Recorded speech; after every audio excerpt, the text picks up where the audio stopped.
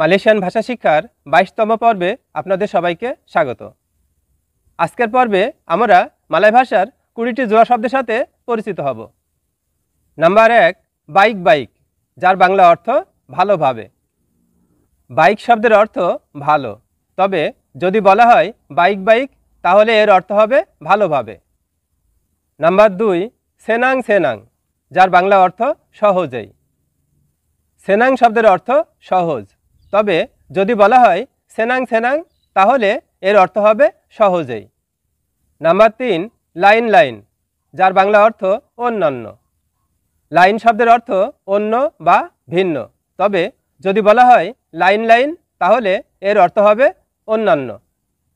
Number 4, হারি হারি, যার বাংলা অর্থ প্রতিদিন।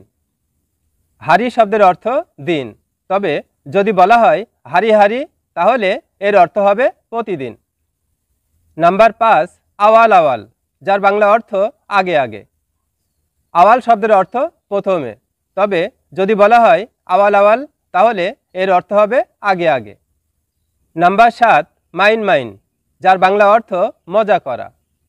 মাইন শব্দের অর্থ খেলা, তবে যদি বলা হয় মাইন মাইন তাহলে এর অর্থ হবে মজা করা।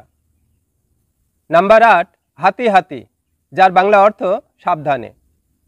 হাতি শব্দের অর্থ মন, তবে যদি বলা হয় হাতি হাতি তাহলে এর অর্থ হবে সাবধানে। নাম্বার 9, কাওয়ান কাওয়ান, যার বাংলা অর্থ বন্ধুবান্ধব বা বন্ধুরা।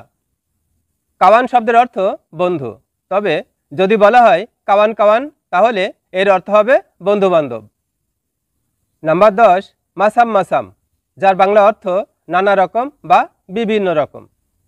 মাসাম শব্দের অর্থ মতো বা রকম, তবে যদি বলা হয় মাসাম মাসাম তাহলে এর অর্থ হবে নানা রকম। নাম্বার 11, জালান জালান, যার বাংলা অর্থ বেড়ানো। জালান শব্দের অর্থ রাস্তা, তবে যদি বলা হয় জালান জালান তাহলে এর অর্থ হবে বেড়ানো। নাম্বার 12, কাডাং কাডাং, যার বাংলা অর্থ কখনো কখনো। নাম্বার 13, তিবা তিবা, যার বাংলা অর্থ হঠাৎ করে। নাম্বার 14, পুরা পুরা, যার বাংলা অর্থ ভান করা।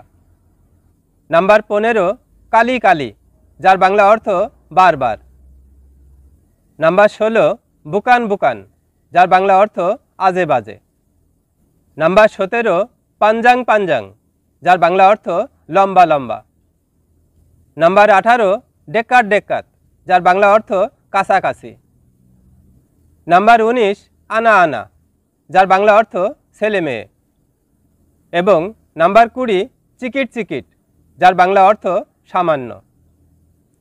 ভিডিওটি ভালো লাগলে লাইক ও কমেন্ট করতে ভুলবেন না, আর যারা ইউটিউব থেকে দেখছেন তাদের প্রতি চ্যানেলটি সাবস্ক্রাইব করার জন্য অনুরোধ রইল। আল্লাহ হাফেজ।